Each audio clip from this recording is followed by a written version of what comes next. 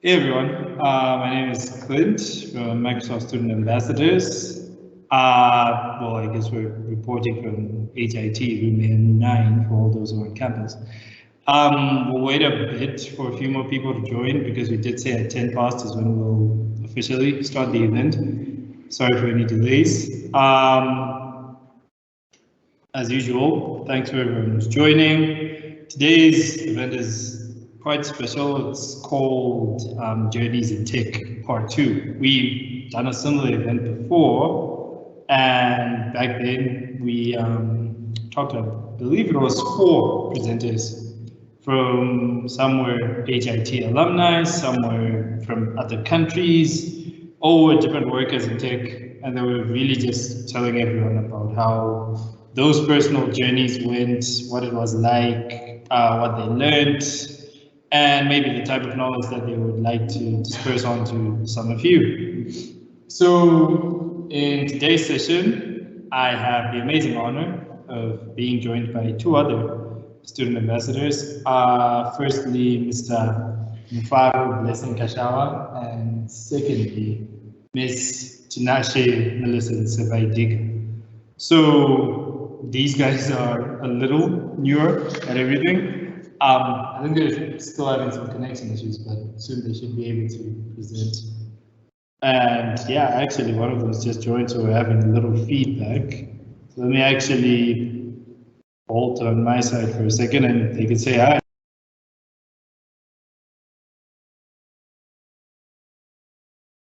Okay, I hope I'm audible from that end. How are you guys doing? I hope you're having an awesome afternoon. Welcome to today's event, which is on journeys in tech. So, without wasting much of your time, we're going to have our first presenter. We already introduced a bit about her, but I'm sure she will have more to speak when she's joined the meeting now. So I'll leave the floor to Miss Maria from Argentina.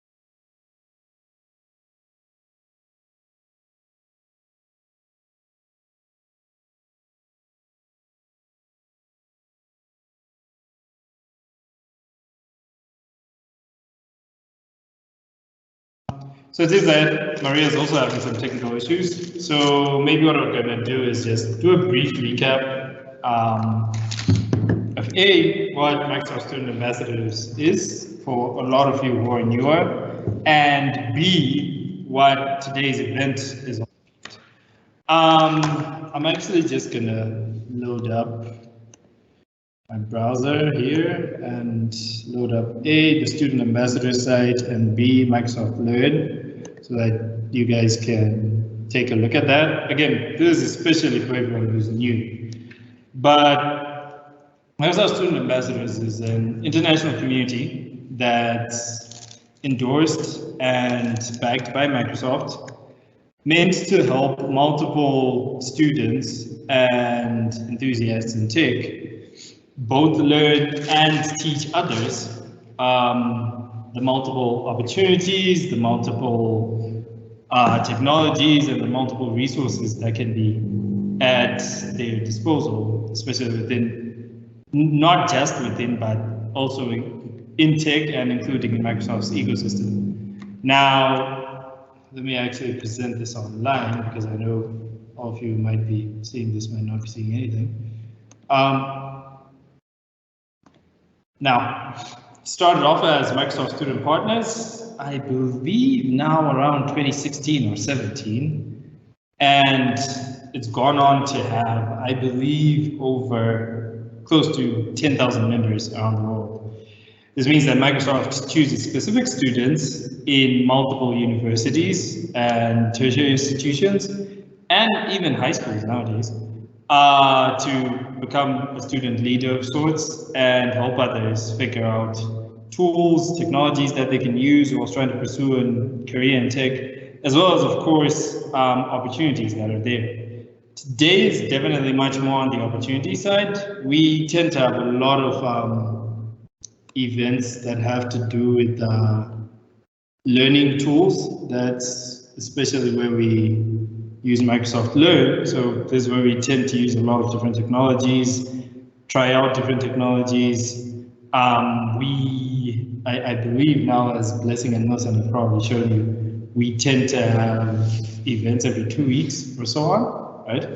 And we tend to tackle something different. So it can be a literal introduction to a programming language. It can be trying out something like Azure or Power Apps, which are very interesting things. It can be AI or anything in the middle of that. And why we do these things is because we really want you guys to learn as much as you can, to know as much as you can, because what people don't understand is that working in tech is, I guess, by Zimbabwean standards, the best comparison I can give is like working in medicine. In medicine, there's doctors, there's nurses, there's radiographers, there's sonographers, there's all these different professions, and then even within them, in doctors, there's your general practitioners, there's your surgeons, there's surgeons that focus on your brain, there's surgeons that focus on your liver, and so on and so on and so forth. So it's one of those things that I know, especially if you grew up in Zim, you might look at it and think, oh, I want to work in tech, so I'm going to be an IT guy or an IT person or a programmer, and that's it. But there's such a huge journey towards what you can learn and what you can do that all we really want is to give you as much exposure as possible, and then you guys decide what you want, right? So if Maria is still having some problems, maybe what we can do is stop the video first. Yeah, exactly. So we were supposed to have two guests today. The first one being Maria. The second one being, sorry, it's a little hot in here. Our second guest is Tessa Weedman, who is a program manager at Microsoft. She ironically started as a student ambassador, or back then it was called a student partner, not more than 4 or 5 years ago. So this is one of those communities where really, if you try and you use the things that are given to you, it's not impossible to end up working at Microsoft or at a company that's at least as prestigious as Microsoft. I always talk about how in tech, never limit yourself to working in just your country. Never limit yourself to working in just Zimbabwe or wherever else you are, because really you're learning what's called a high-level skill. Yeah, I'm going to tell you that. And what happens with high-level skills is you become much more employable anyway. I'm sorry, what's your name?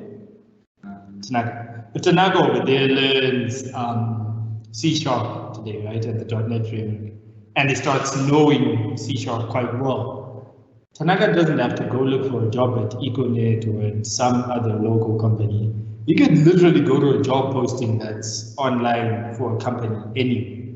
And especially in the world we live in now, that job might even be a remote one. But he can take it, he can work from here whilst getting the same salary as a minimum wage worker in Europe. And by the way, if you're wondering, a minimum wage worker in Europe earns about 5,000 bucks a month. So by Zimbabwean standards, that's pretty great. So never limit yourself. Definitely never try and limit what you can do or what you're capable of, because the whole point of communities like this is so that you guys know that. So anyway, like what I was saying, Tessa was a student ambassador. She went on to intern at a few places, ended up interning at Microsoft as well. Then now she's working as a program manager at Microsoft. And I thought her story was one of the most relatable, whilst also one of the easiest ones, because I don't know, if I had brought someone who was in their mid-40s and has been doing this for 20 years, it might be harder to relate, because I mean, the world 20 years ago is very different than the world as it is now. But if it's someone who's just started, hopefully you guys can learn a bit and get more inspired. For those in the WhatsApp group, I believe I had asked for some questions in advance. Some of you had sent, those questions are being catered to in here. But yeah, I think let's actually get started. Let me make sure that I can just share Tessa's story accurately here. Let's see. share again, and make, for whatever reason, the window with the video is not showing. Let me try and open it up again. Okay.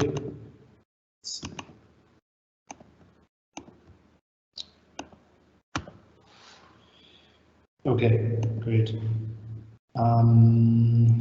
Computer audio is on. If anyone is going to be online, you can use the question and answer section, I believe, it's a small little chat box at the top right corner, especially if you're using a mobile. And if you're not able to hear the audio, if you're having any problems, please tell us so that we can assist you. It's not working? It's not on? Okay, let me see, I'll work that out. Okay. Hi everyone, my name is Tessa Weidman and I am a program manager on the team that runs the Microsoft Learn Student Ambassador program here at Microsoft. I'm here to tell you a little bit about my career in tech so far. I'll give you a little bit of an overview and then I'll start from the beginning and along the way give you some tips and tricks and advice on things that I wished I had known when I was still a student. So the quick overview is that I went to the University of Cincinnati in Ohio. I studied computer science.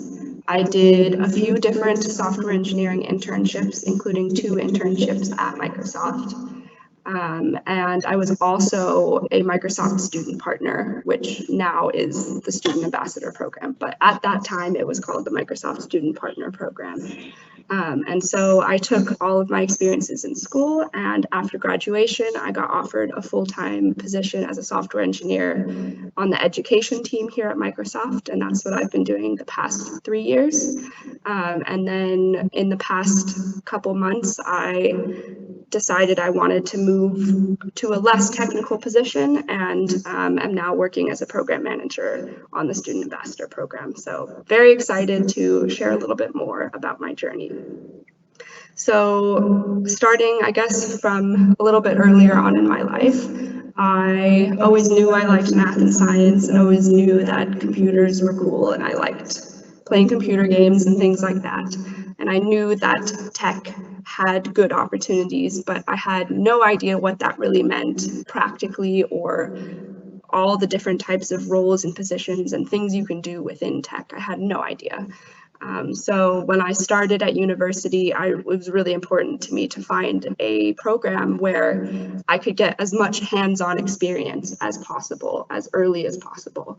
And so I went to the University of Cincinnati, which for their engineering programs is a 5-year program. And the reason for that, and not being a more traditional American 4-year program, was that every other semester, starting your 2nd year, you do full-time internships. So for 12 to 15 weeks, you're working full-time at a company, and then the next 12 to 15 weeks, you're in classes and so on until you graduate.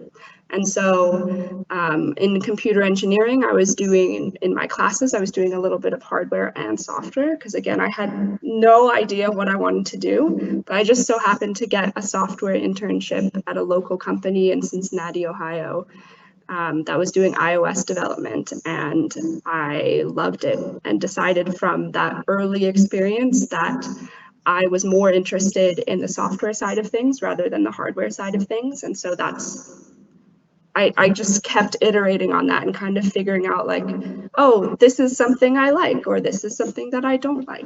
I think every experience you have, even if it's one where you're like, oh, I definitely did not like that kind of work, even that is really valuable because it takes you one step closer to something that you are interested in. So from there, I did another internship in the local area, and one day I overheard someone in class next to me saying how their cousin works at Microsoft and that she was going to apply for an internship.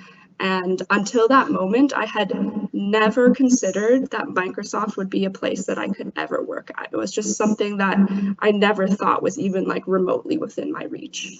And so after I heard her say that, I was like, maybe this is a possibility, and looked into it more, applied online, didn't hear anything for months. And then one day got an email asking if I wanted to do a phone interview, and it went from there. So I did my first internship at Microsoft the summer of 2017. I was an Explore intern, and I really used that summer to really build my network, because that summer was an amazing experience for me of living out in Seattle, getting to meet a bunch of people, feeling like I was part of a bigger community of people that are making a difference in the world here at Microsoft, and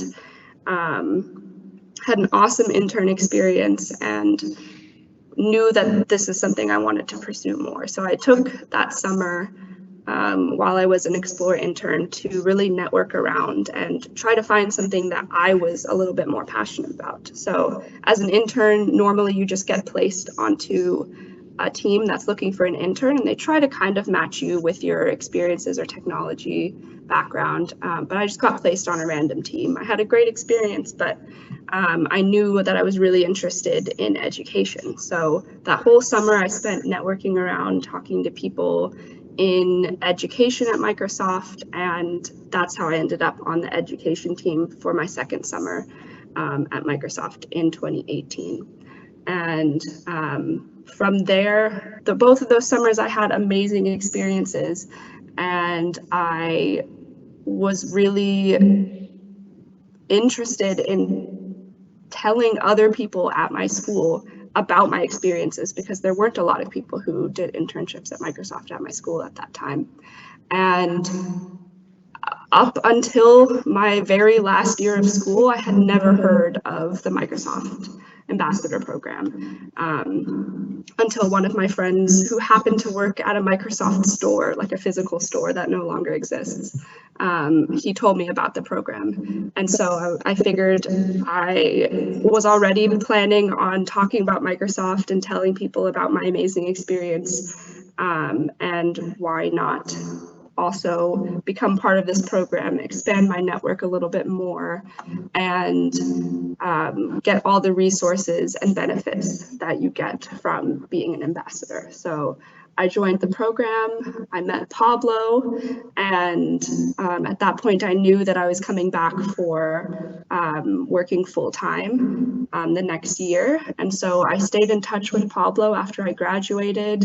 I will continue to say that your network is so important. You never know when somebody that you met 4 years ago is going to be a good contact for you for the next position you're looking for. That's exactly what happened with me. I stayed in contact with Pablo. I always knew that maybe I would be interested in doing something a little bit less technical down the line, but I didn't know what that would look like, when that would happen, until Pablo reached out to me one day and said, hey, we have an opening on our team, and I applied for it. So it's really, I've been taking things one step at a time, and I know a lot of people like to think 5, 10, 15 years in the future, and I think that is a valuable exercise to do,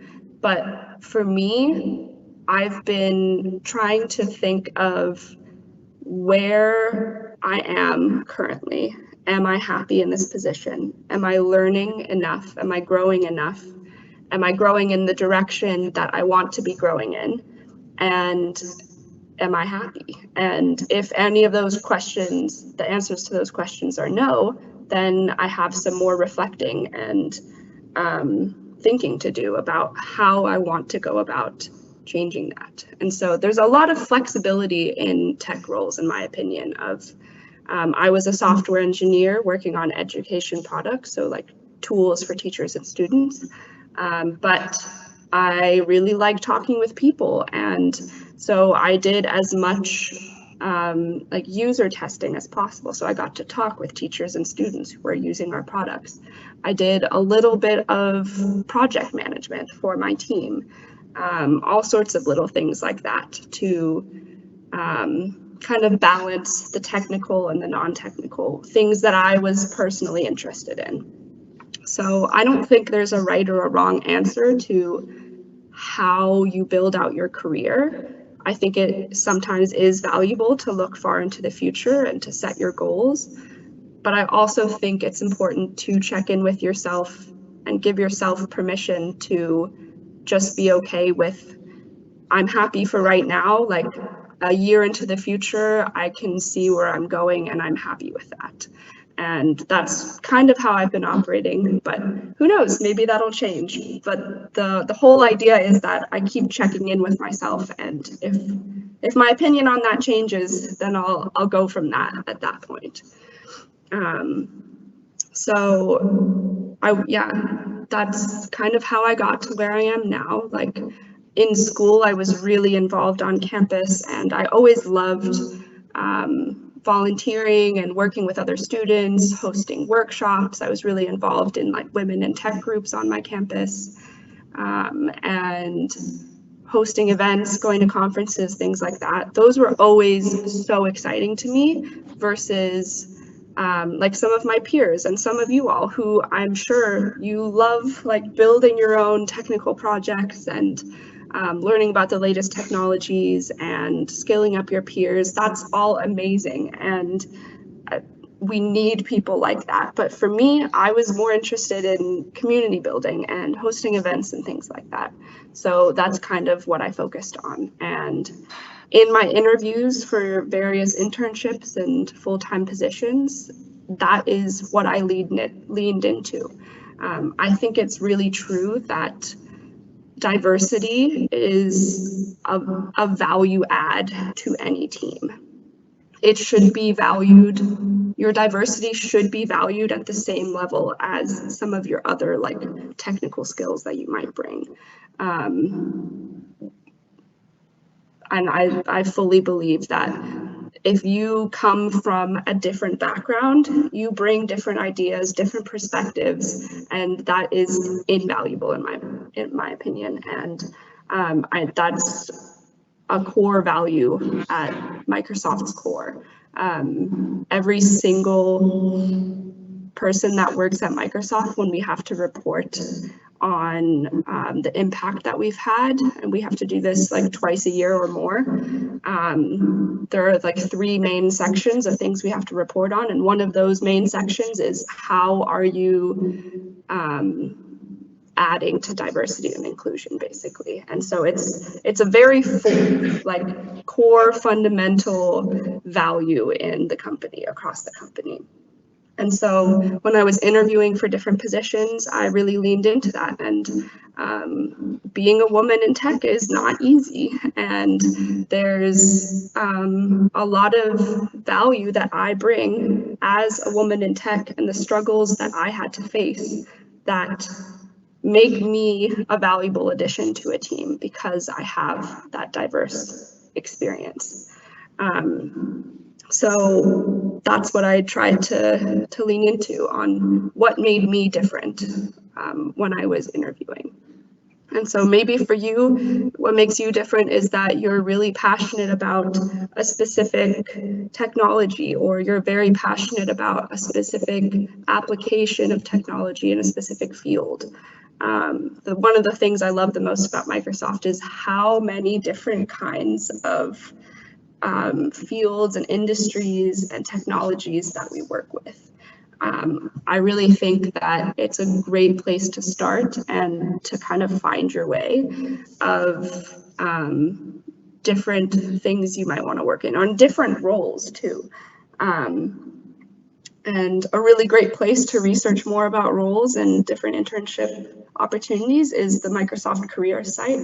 I'm just, as a disclaimer, I'm not a recruiter. I don't know anything about how we hire for internships and full-time positions. I can just tell you my own experiences, but there are a lot of resources on the Microsoft Careers page specifically for students that can help you answer some of those questions. But Microsoft in general, I think, is a really great company to work for because there's so many different types of roles and technologies to work with, and not just Microsoft technologies, but Android and Mac and Google, like everything. There is somebody somewhere in the company working somehow with that technology, I'm almost sure. So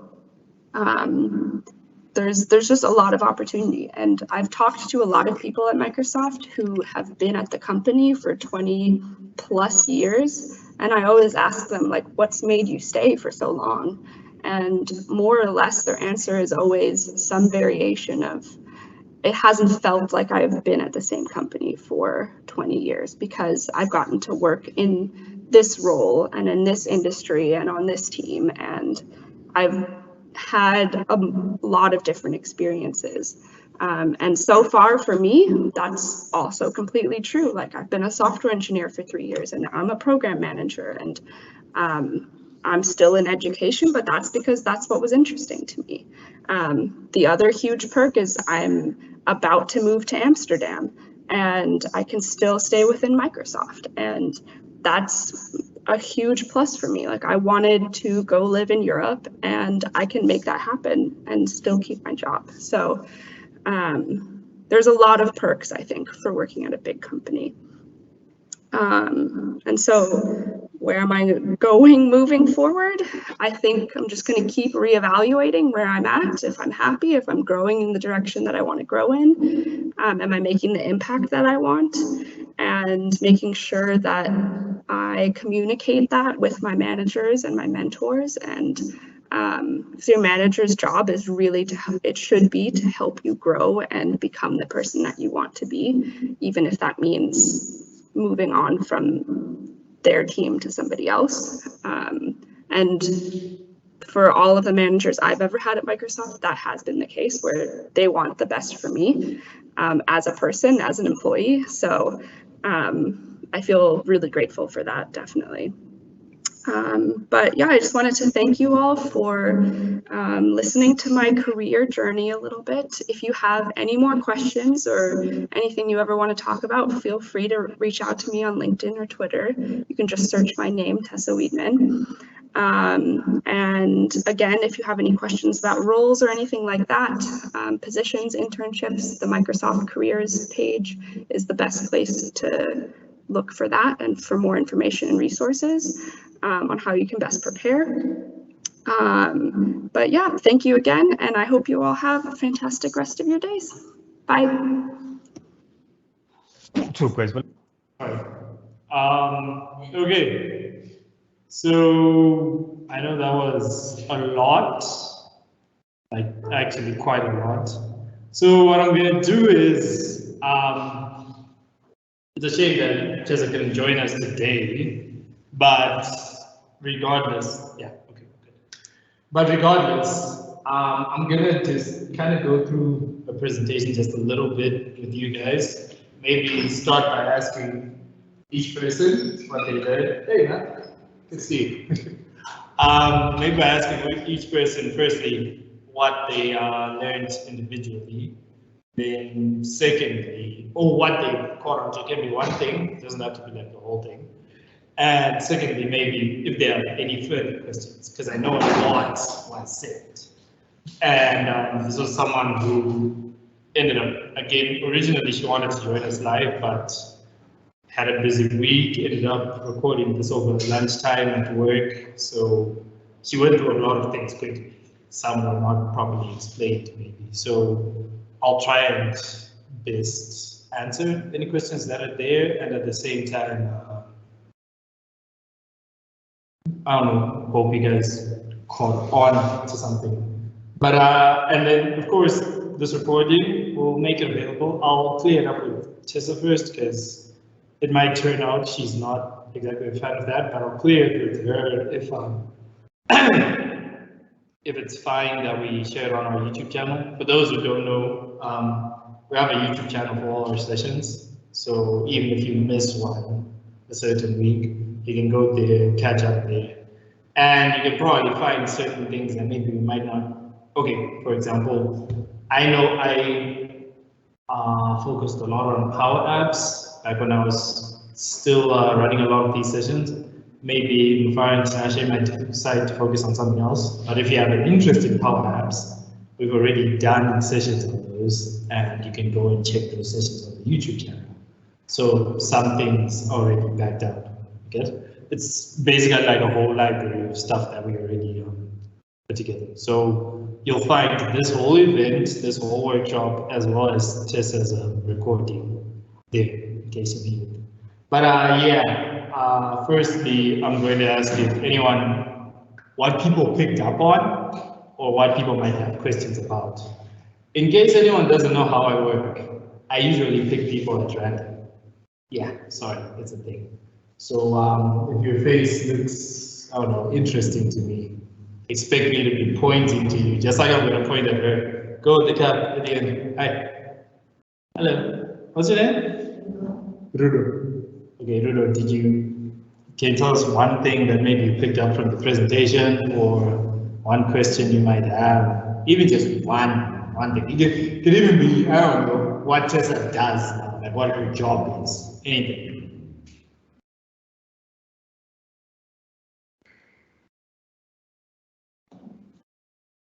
You can say it, careful, cable, it's like, it can be in English or in short, come on. You see, this is why you're not supposed to stand close to him. So, yeah, Rudo, one thing, come on. You did software engineering. Okay, well, what course are you doing right now? Programming, sorry. What? ISA. Okay, cool. I think especially you guys, because I know people usually expect, what's it called? They always expect computer science, they always expect software engineering, they always expect IT. ISA is always the one that people might not be very familiar with when they started. Did you know what it was when you started? Okay, do you have a better understanding now? Do you like what you're doing? Now, be honest, because you might not. I know I do like some parts of, I did computer science, by the way. I'm still doing technically because, I mean, yeah, I'm about to graduate soon, but technically I still count as an HIT student, so I'm still doing computer science. And I know there were some parts I didn't like, so it's okay to say that. So you like all of it? Okay. The dude in front of you was raising his hand. Like, what's your name? Sorry? Tina. Good to meet you, Tina. She said she was doing software engineering in internship at Microsoft. Yeah. But she did to us, I didn't understand the part where she said, how can we get internships? Okay, first things first, Microsoft, through being what's called, rather not what it calls, but what's called the equal opportunity employer. When they post a job, right, on the, that's why she said you can check out the career site. But when they post a job on their career site, there's a that job is open to anyone, including internships. There's a whole list of internships because that's, as you're saying, one of the biggest benefits of the company that you use. Microsoft has offices everywhere. Unfortunately, not in Zimbabwe, but even in Africa, there's a Kenya one, there's a Nigeria one, there's a South Africa, there's a couple of South African ones. I think there's another one, I'm forgetting. But internships pop up all over. And they really have nothing against either. It can be a virtual internship or an in-person internship. So if it's an in-person internship, it doesn't matter if it's Kenya or if it's Germany. As long as you apply for the job, you get the job, trust me, you're going. I know, because I know a friend who actually did that. And he was a student ambassador. He was part of the student ambassador community in Kenya. Like, I knew him through the student ambassador in Kenya, and he went, I think it was like last year or something, and it wasn't even at the Kenya office, it was in Germany, so that's why I actually brought it up. So you guys may look at us, you may look at me and Tinashe here and think, oh, so it's only the ambassadors that get this. No, trust me, it's only for everyone. I have another question. Yeah. If ISA for their internships. Information security is recognized everywhere. It might have a different name depending on the school or the country, but information security is a huge thing, especially more and more now. I would argue security is, okay, I'm not going to try to get straight up career advice. I'm not exactly an expert. But I would say I've seen a lot of security job postings and a lot of security internships continue to pop up more and more nowadays. Just because I guess what happens with people and what happens with technology is that we often try to make something and we're very happy that we made something, but we never tend to assess like what it's capable of or where it's vulnerable. That's literally where your gold digging comes in. And nowadays, because of things like the pandemic and so on, we became very reliant on a lot of technology. And then started realizing, oh, this technology can be hacked this way. Oh, I can get in a Zoom call and some random person can just jump in and start saying good words. All of that now has started to be reassessed because, yeah, we didn't think about security as much in the past. Now we definitely think about it. I mean, I'll give you an example. We here, okay, most of you are probably using Windows. Is anyone using Windows 11? Or it's all 10? You're using 11. Your processors, it's an Intel one? Which generation? 7. 11. Okay, that's good. But I think anyone who has a 7th gen processor is low. Knows that Windows 11 says it doesn't support that. Though technically it does. It actually does. But the only reason that they recommend 8 and above is a security reason. Like a lot of vulnerabilities that can happen at like a hardware level within the processor. And that's not stuff we really thought about before, but now we think about it all the time. So trust me, you'll get jobs. You'll be fine. You'll be very fine. Okay, anyone else? No one's gonna volunteer? Okay, right, Wheel of Fortune, Tanaka. One thing you picked up or one question you might have. Okay, yeah, but something you maybe even picked up in the presentation, just one thing that maybe you noticed.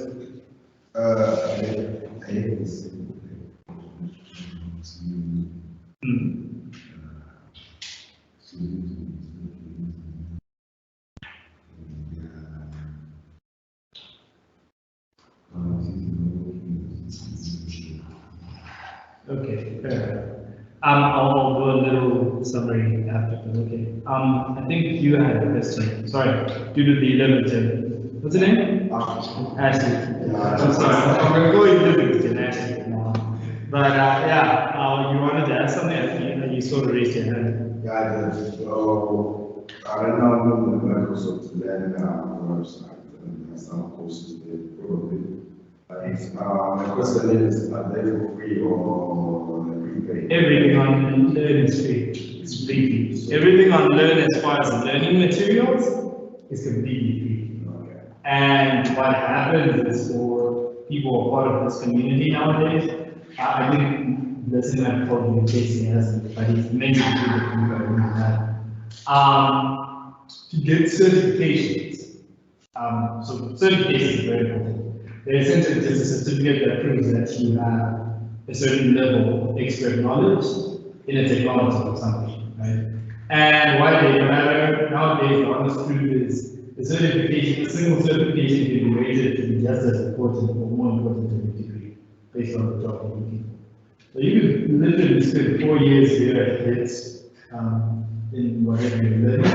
And then some guys can take a 6-month certification in, I don't know, a Cisco network protocol, and that guy will get a job in the world. That's just the truth. So certifications are usually paid because as I said, it can be rated to the same level as a degree. However, for everyone who's part of this community, you can get, Microsoft is offering free certifications based on specific events or specific technologies.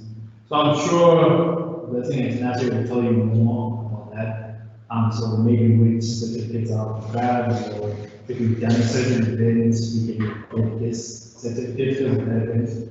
But yeah, I would really recommend all of you to know. Like, you're going to be, especially for the first years, you guys are there for 4 years. I I'm not touching the one certificate. Just one. Okay, trust me, it's very useful. And I don't think with certain teachers at HMT nowadays, they give you, I don't know, benefits based on that.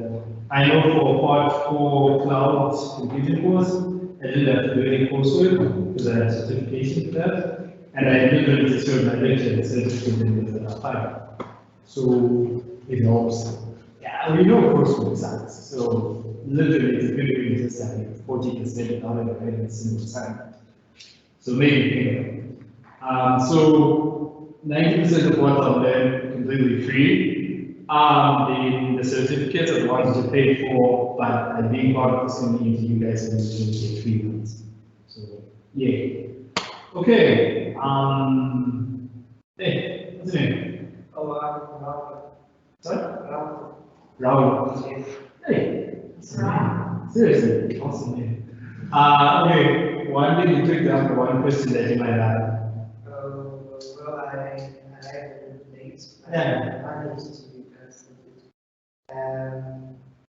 she spoke of that they being in the studies compared to you in your career path and choosing the right combination that you comfortable with, and also you won't actually allow job opportunities that are True. Okay, I will say this. I don't like to seem like I'm a salesman. A salesman will try and sell you a broken toothbrush and tell you it works for a specific reason. I mean, yeah, I know they can literally tell you, I don't know, it's good for polishing your shoe or something. That's the job of a salesman. But I'm not that person. I don't like being that person. So here's what I'm going to say. It is true. This community can take you to so many places. Trust me, I can personally say that. However, I will say it can take you there if you take a chance or take hold of the opportunities given. So, for example,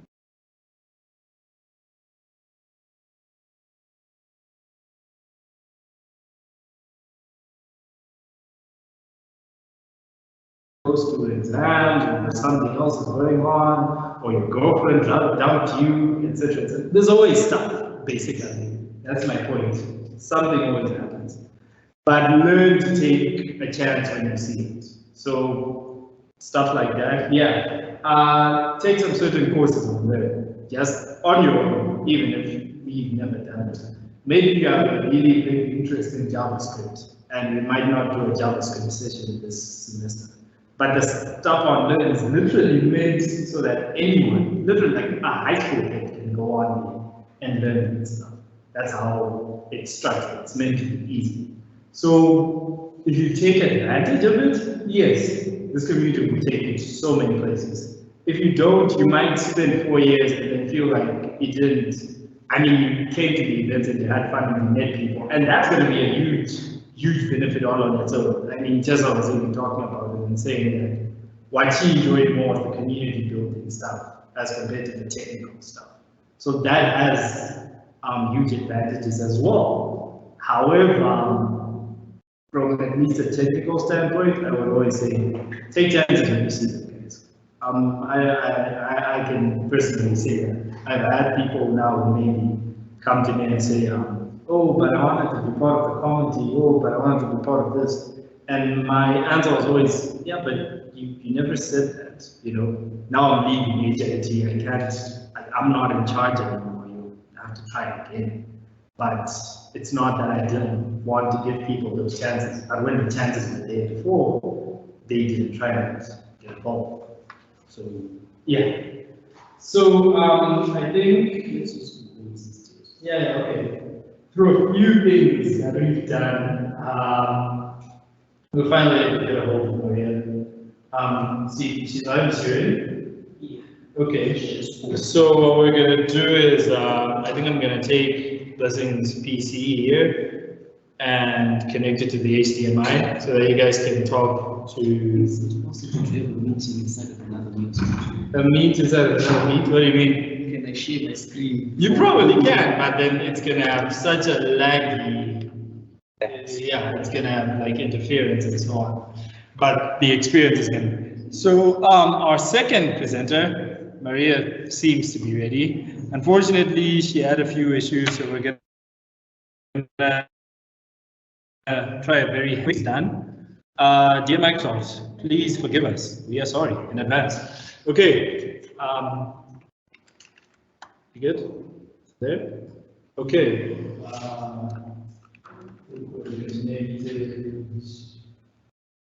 You can tell me when you. Oh yeah, you probably need the speakers, right? Yeah, probably. Okay. Let me. Okay.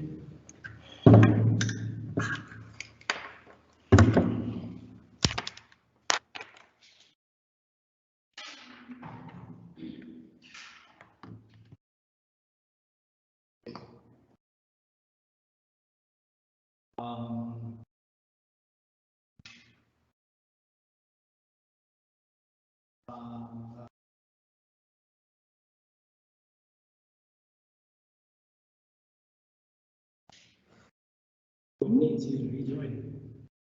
Sorry. Okay, sorry, just a few seconds of technical issues. I think Blessing's gonna be sharing soon, so I'm gonna stop sharing my screen. You can tell me when you're ready, so that for everyone who's online, you can still view. Siri? I think it is. Okay, it's not showing anything here yet. That's why I'm asking. Oh, if I'm not wrong, that's a drop call. Apparently. Stop the Teams meeting. Stop the team. What? Completely. Well, If people rejoin. that's gonna have a problem for the recording though. Who combine the videos on YouTube? We can merge them anyway. Okay, fine. I mean, it causes some serious issues. How about this matter? How about this? Why couldn't we? Why couldn't you do this on what's it called? On mobile then? Or even do the meet from my PC, because it seems like mine is working fine, but yours is the one having issues. Try and connect the meet from my PC. Okay.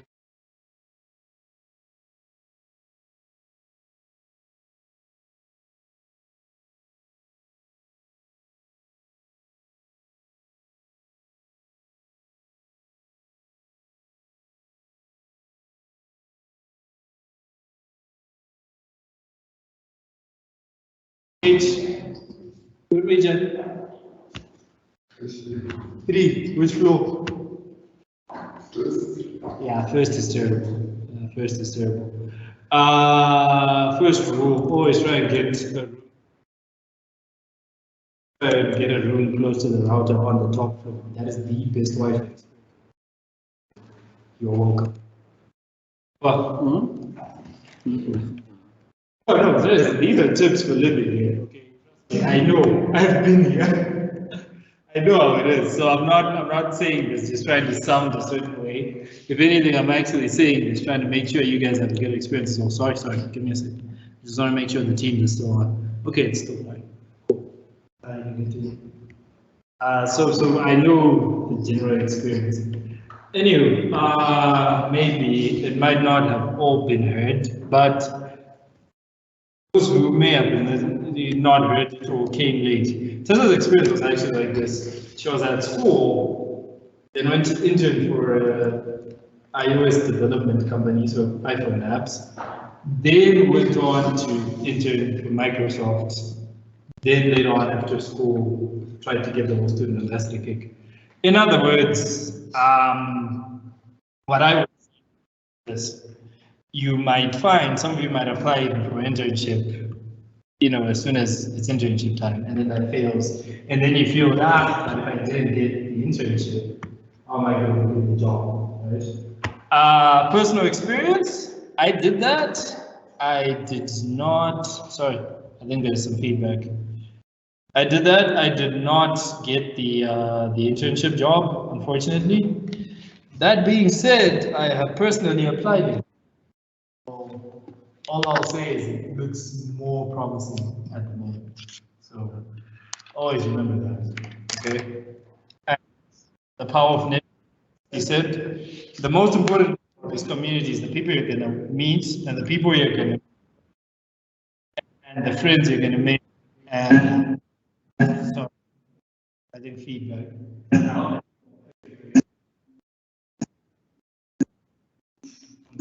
Slow speed.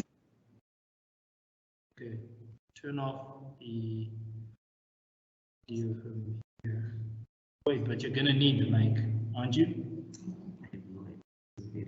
Okay, so we're about to try something that's very experimental. That is.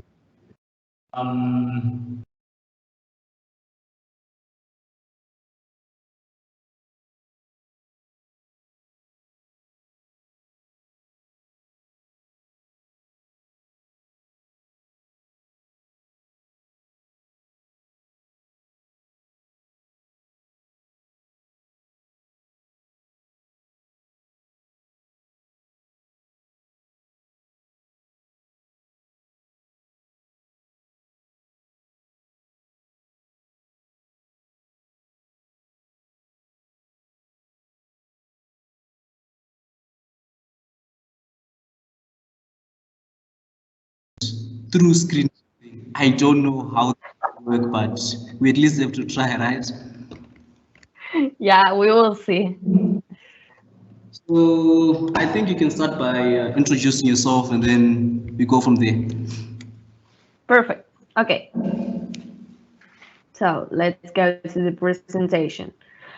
Okay, everyone. So my name is Chichi. I'm from Argentina. I hope you can watch and hear me clearly. But yeah, so I'm going to introduce myself a little bit.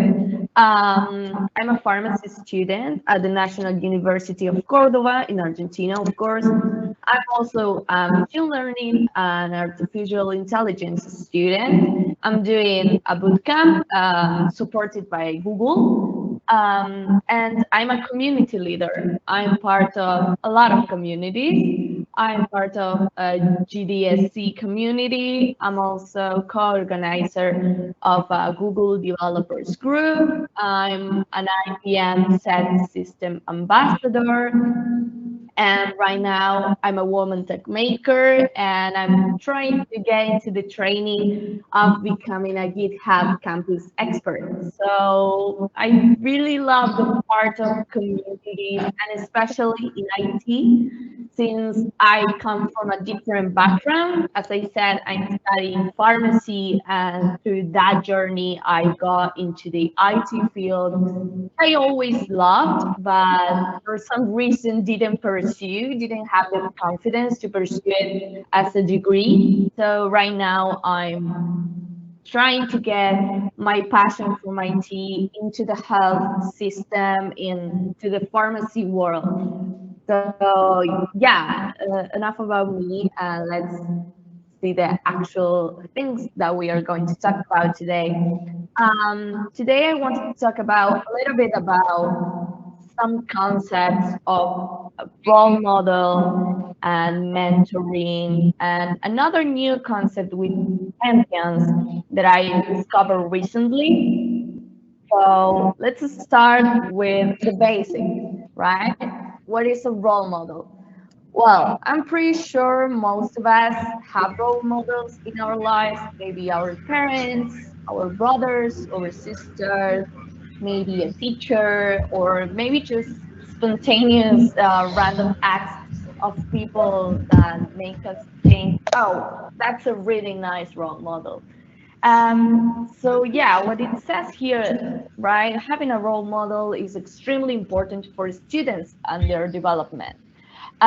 These role models inspire us to have good behavior and act accordingly into a society, have good decisions and all of that. Let me just check. I have.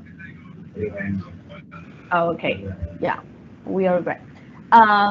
So yeah, these role models are people who influence our lives. Joseph, please mute yourself. Most of the time, wait, do we have some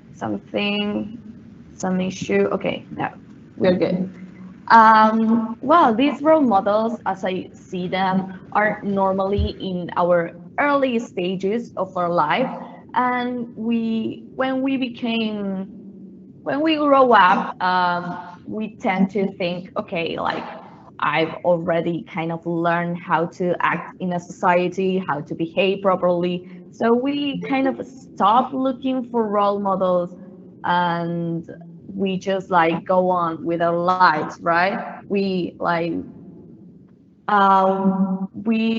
tend to think that we have everything, or just have more confidence in ourselves. So like, uh, uh, what like which other person can say to me, it's like whatever. Like I'm going to be more confident in what I think. So we kind of stop having these role models. Like sometimes our parents just start to seem like more as a normal person. Like as you grow older, you can see different parts of a person, like bad behaviors or bad thinking. So you just start to deconstruct this perfect role model you had in your mind, and you like face reality and see like people have wrong behaviors, or people sometimes act differently as we expect. But yeah, these are our role models, right? So now I want to see what's the role of a mentor. Mentor is like another step, right? You first, when you're younger, you have your role model, and then you have your mentor, which is normally associated with your career development or your professional side of your life.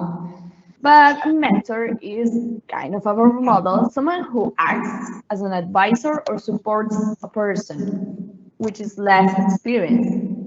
And what I see, it's like the mentor is a little bit more active in the way that they do the things. The role model, like it's an example, but the mentor can guide you. No, it's like your advisor. And traditionally, this role of a mentor came from an institution. The person who was in a higher position as you in a job, for example. Well, that person should be your mentor. And this importance of if that person was like in a higher position, or it was older than you, that was really, really important. But what I see right now, and especially in IT, it's the peer mentoring or reverse mentoring. For example, peer mentoring, I see it as right now.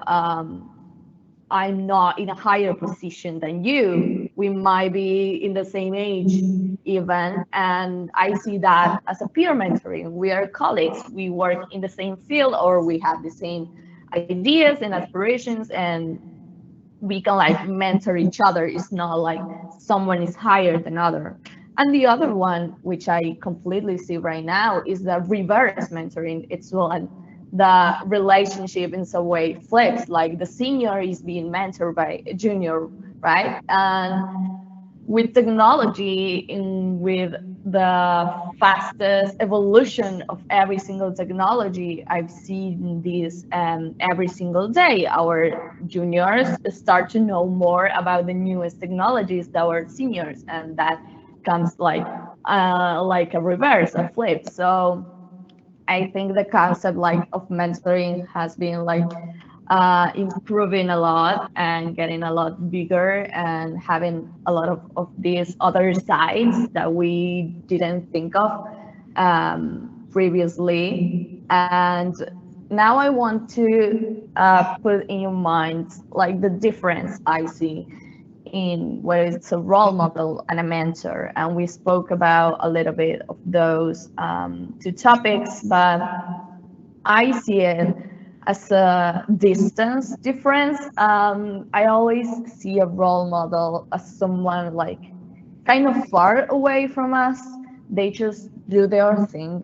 And even sometimes they they know they are a role model. For example, our parents, when they raise us, they know they are a role model for us. But sometimes we see people as role models who are completely strangers to us. So they don't have in mind that they are playing a part of a role model. So I see them as kind of a step back from us. They do their life, they do their thing, they act accordingly to what they are think, the society and everything. But just like yeah, some like far from us, right? And the mentor, I see a mentor as someone who is besides you and they can like get more involved in your behavior and what you're learning and your development, just more closer to us. They have like a little bit more power and influences in influence to us, because like the role model can be like they can do whatever with their lives and how they act, but the mentor is like can a little bit like can push us a little bit more into acting in a certain way, because like sometimes we get a mentor and sometimes we look for a mentor. So when we look for a mentor, we are much more aware of what they tell us more than our parents saying something or acting in some way, saying like, oh, you should do this, or this is a correct behavior in society. But the mentor is someone we sometimes would trust more, or will be more like focused on what they do. And wait, please.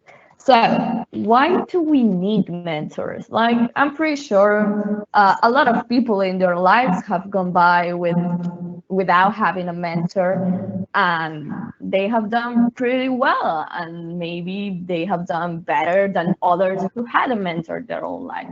So why do we need them, or what can we achieve or get from them, right? So here are some of the perks of having a mentor in our lives, right? Of course, mentors kickstart your professional development. Most of the time, if not always, your mentor had already been from the same path that you want to take, and they might have some advice or some better way to do things or an easier way to do things. Like they have a little bit more knowledge than us. They already gone through that path, and so they can help us in a better way. The other thing that I really think is super important is like they help us clarify and set these SMART goals. If you don't know, SMART goals are a very specific way to set goals. SMART stands for specific, measurable, achievable, relevant, and time sensitive. So I think we are all guilty of having these extremely unachievable goals and really inspecific ones. For example, I don't know, I want to be a web developer. Okay, awesome, great, but how? In which time? Is it relevant for you that you want to be a web developer? Is it achievable, really? How are you going to measure that you want to be a web developer? So in this, our mentors can help us. Okay, you want to be a web developer. Okay, that's really broad. So let's just focus on something. You want to be able to make a website, a static website, knowing, I don't know, HTML, CSS, and JavaScript in, I don't know, 5 months. Okay, that's more achievable than I want to be a web developer, right? So most of the time we have those really, really broad goals of things we aspire, and sometimes just like sitting and thinking about how can I really set up this goal so it can be achievable. It's much more easier to obtain than having those really broad and far goals that we have. So our mentors can help us with that, just to make our own path easier and more achievable. And another thing that comes with setting these goals is to hold you accountable to achieving them. When we only depend on ourselves, sometimes it's really hard to continue.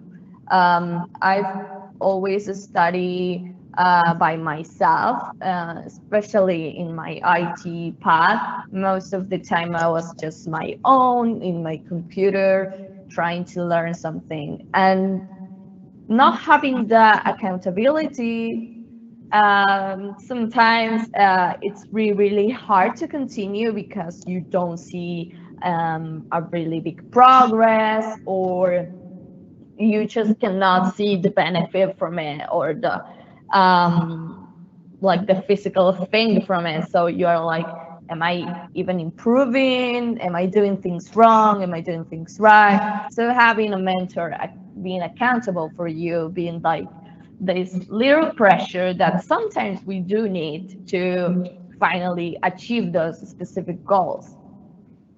And of course, mentors develop your leadership skills. And sometimes what mentors do is like, okay, you want to learn this, you want to learn web development, and you want to make a website, for example. Well, once you have your website, present it to me. Tell me how have you done it, what did you learn, how did you do it. They try to put us in this situation so we can like get and start developing these soft skills that we are going to definitely need in our career paths and in the future. So as well as like the second one, raise your confidence and your problem solving skills. When we are like training and we are studying and we don't have a job yet, for example, it's really hard to put yourself in those situations when you have to explain things or to give talks and speak and all of that. So having a mentor, sometimes you just do random sessions when you put yourself like in a higher position, and your mentor is like your student, and you have to teach them, and you have to show that you know the knowledge and show that you have the confidence to explain it to other people. Then, of course, network and open the doors for new opportunities. As I said, most of the time your mentor has already done the same path you want, so they will totally know more people and will be open to let you know those people so you can broaden your network. I think that's one of the best parts of having a mentor. Sometimes when we look for a mentor, we will go through different mentors, and it's really hard to find the perfect mentor for you who has the same interests or the same expertise as you when it comes to a technical language, for example, or like a specific field that you want to learn. So having these mentors open the network for you so you can from them get to know other people and get to learn from them and maybe have new mentors. It's super important. And of course, the last one says like mentors offer invaluable tactic knowledge and guidance for free. Yeah, because mentorship is one of another activity that we do to help other people to get their life easier and get into the career path they want and achieve the goals. But this is just a free way of doing things. This is not, we don't see it as a job. We just giving advice to other people so they can learn the advice we've been given and help them achieve what they want. So yeah, this is there are a lot of more and more benefits from having mentors in our life, specifically in our career life. But what I want to show you now is how can I find a mentor, right? Well, there are sometimes mentors will come to us out of nowhere, or maybe we start a new job and we have a mentor, maybe it's our own teacher. But sometimes we have to look for the mentor. And what I want to show you, it's like the way I did it, which is joining professional communities in your field, like whether it's the community in your campus, like the Microsoft Student Ambassadors, or the Google Developers Student Clubs, or IBM, or GitHub, or all of these communities, or just going to LinkedIn. And if you like, I think LinkedIn is one of the best webs where you can find mentors, because people there are super reachable. Don't be afraid to send them and connect with them and send messages and ask wherever you want. Most of the time, they are going to respond to you in the best way. Of course, there are people and people, and sometimes they won't reply, but most of the time, I have the gladly surprised that most of them reply, and they're like super open to help other people. So yeah, try to go to these communities, whether it's communities online or in person, but just know more people, right? Like get out of your comfort zone and start to get to know more people who work and who study in the same fields as you, or maybe sometimes in fields that are nothing to do with what you do, but sometimes you can get to know really, really interesting people who have a lot of connections and networking with others, and then you can broaden your network, and then you can find a mentor. And another thing I want to talk about with this is like, you will never have like just one mentor in your life. As you develop as a professional, you will need to renew your own mentors. Sometimes you can have mentors for different things. Maybe a mentor for a technical side, and maybe another mentor for a more soft skill side, or a mentor for your life in general, for your organization. There is no like there isn't a perfect way to do this. You can have how many mentors do you need, and mentors sometimes are just like our own psychological advisor. So maybe you just need a mentor to help you navigate your own life, right? So when it comes to mentors, there's this new concept about champions. And this concept was brought by 3M industry. And if you don't know them, they are the ones who have been creating the masks we use and the hospitals use every day, and those security equipment and safety things. So yeah, they're a pretty well-known industry from that side. But I read this article about them, about the difference between like the role models and the champions. And it's really interesting, because sometimes we see ourselves as mentors and we help our people professionally, just like in meetings, the two of us, and that's it. And this is like another step into being like a mentor or a champion. And this goes more to the people who are more into the social media influence, tech influence side, right?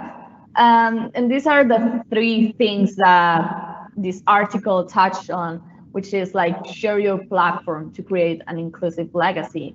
The people who are in these communities and have this power, or are like influencers or something similar to that, should give the space to other people and to make their own voice, especially being more inclusive.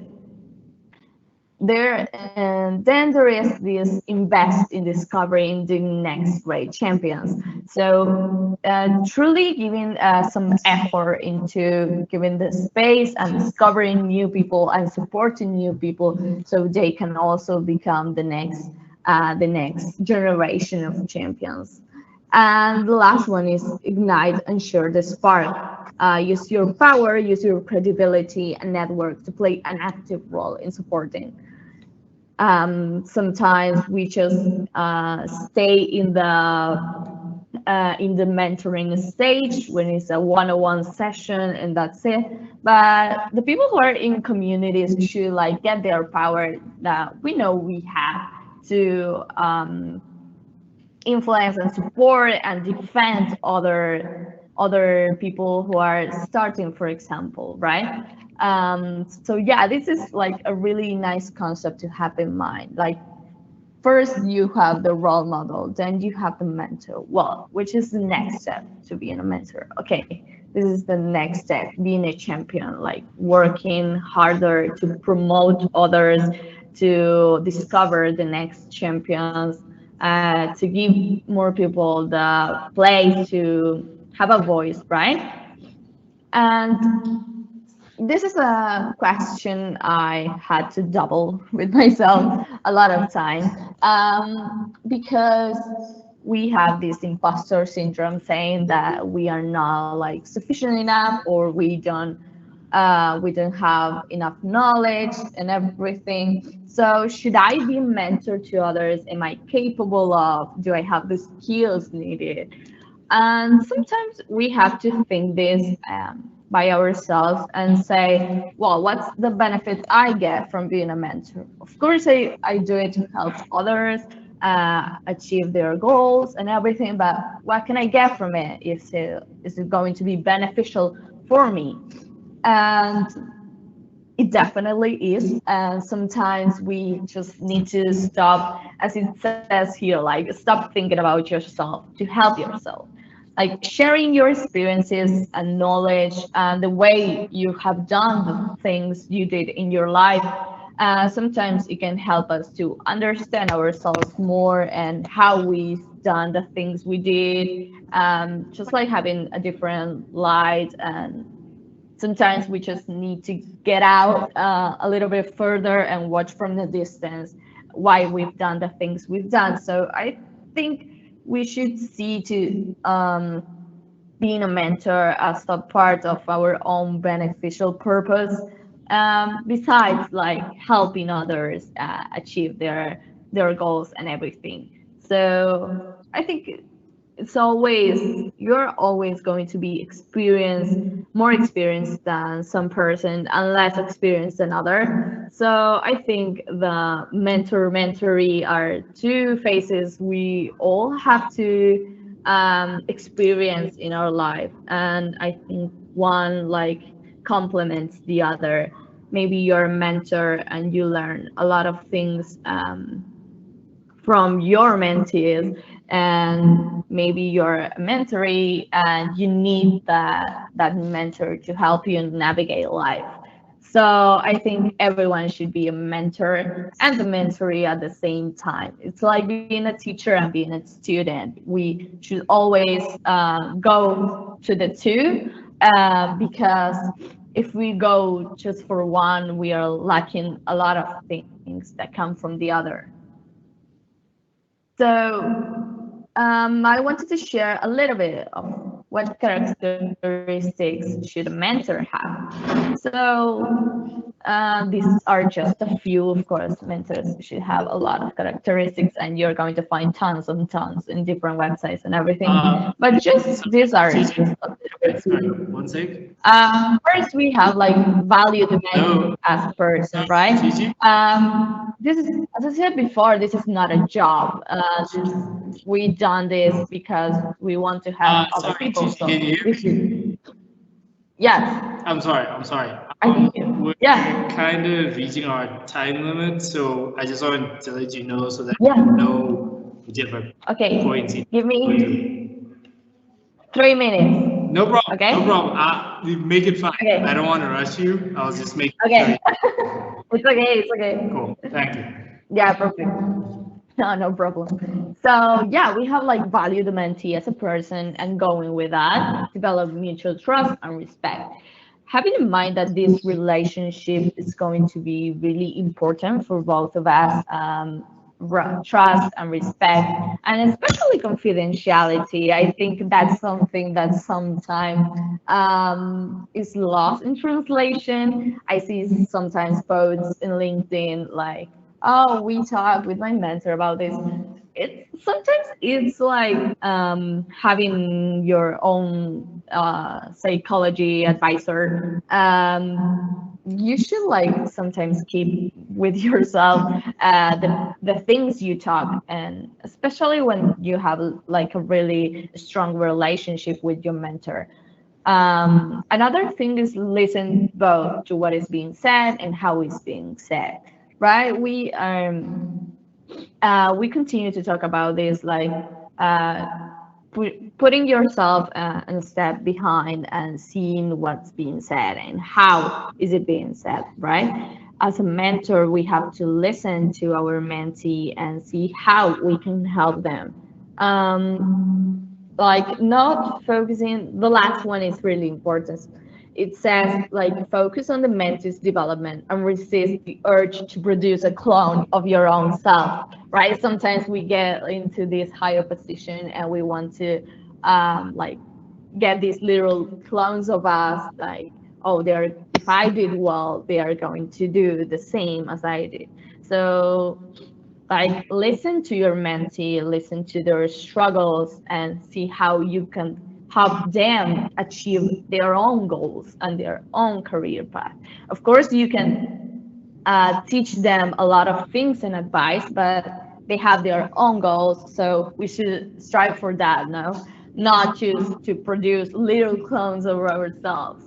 And yeah, these are some of the characteristics of mentors. And just to finish with a little phrase, like mentoring is a brain to pick, an ear to listen, and a push into the right direction, right?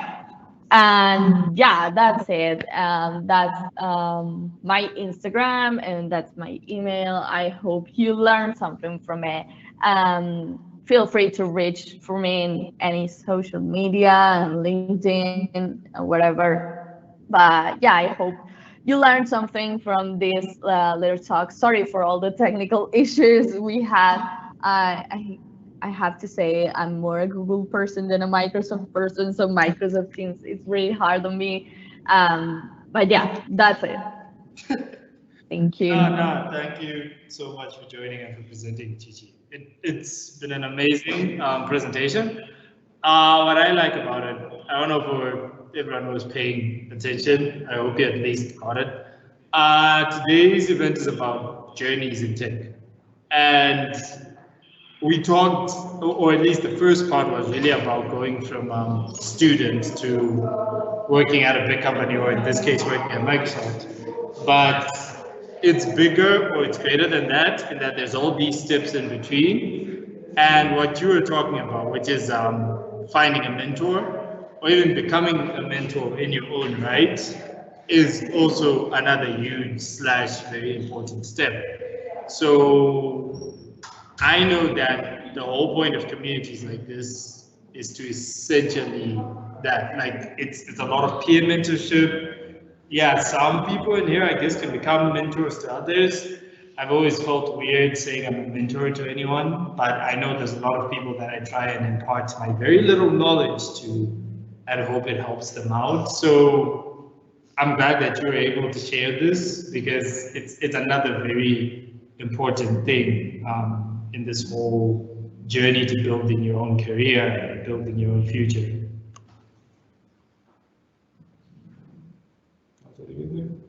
Nothing? Huh? Sorry. Sorry. Who turned on the mic? I'm sorry. Yeah, I think Blessing wants to say something. Hello, Chichi.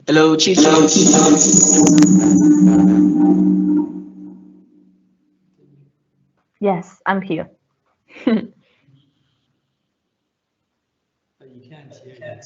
Hello, am I audible? Yes, you are.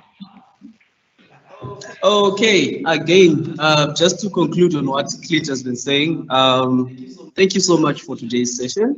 It was mostly leaned towards journeys in tech, like we said, and it's really hard to go on a separate journey without actually having people help you out or at least give you that shove that you need, right? And again, sorry for the technical issues. We have like 15, 20 people joining in the class that we're in. It's unfortunate that you can't see them right now, but yeah, many thanks from them as well. Hello. Thank you so much. I don't get why you didn't just share the photo. Okay, my mistake on my part. But yeah, maybe just 2 minutes for the people in the crowd if they have any questions for you before we wrap this up. Yes.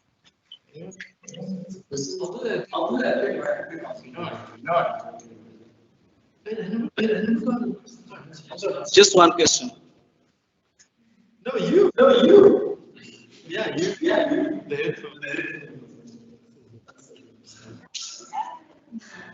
No comments, nothing.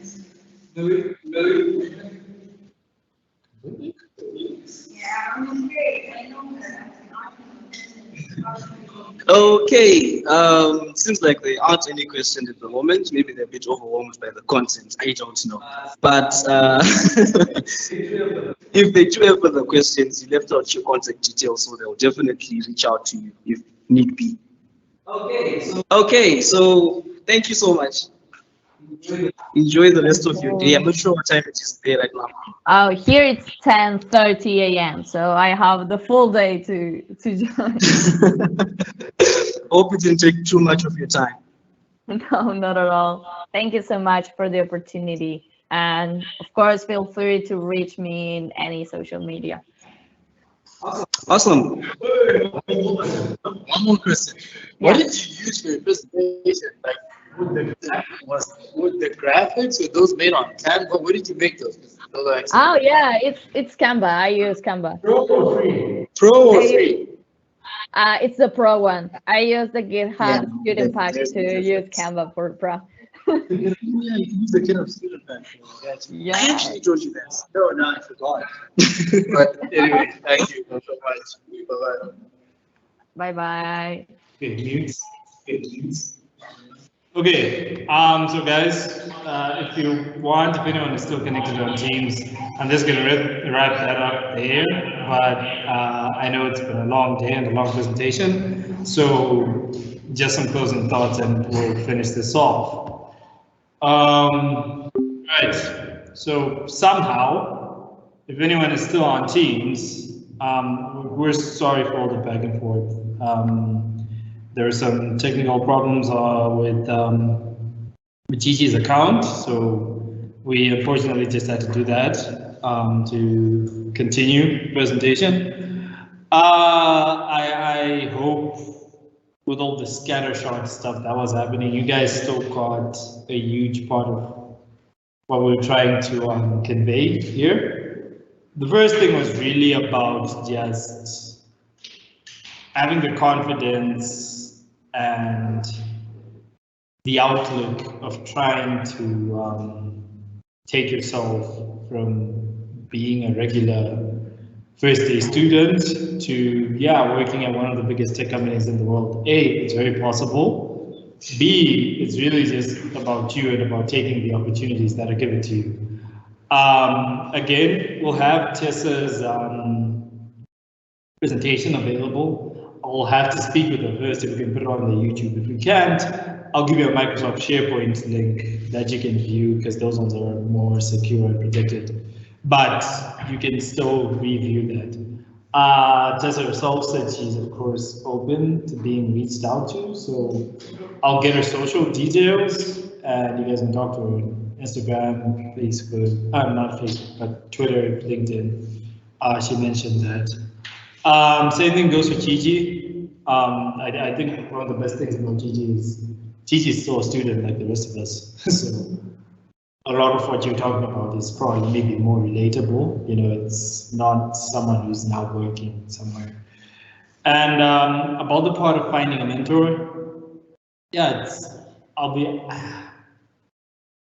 honest.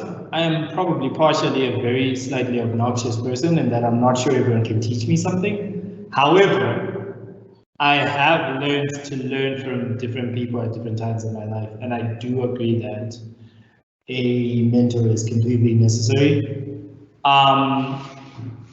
It doesn't have to even be I don't know, the traditional mentor, because people tend to think it's going to be one of those, I don't know, Karate Kid type of situation where you have some random old wise guy who's going to come to you and teach you stuff.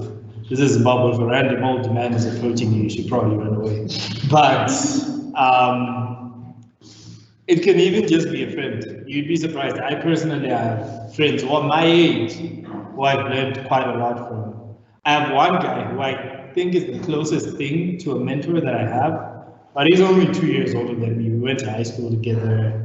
Half the time I'm making fun of him because of multiple things, but I know I've learned a lot from him as well. So again, be open. Okay? Don't close yourself off.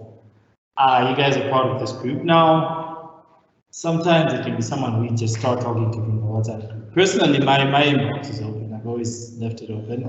I might not be able to cater to everyone at once because I've had days where after like a presentation, 20 messages come in and I can't answer all of those at once.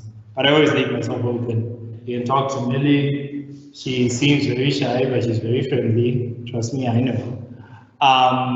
Same thing goes with Blessing. Same thing goes with Takuto over there. In case you don't know, he's a committee member, so it's actually your job to bother him with questions.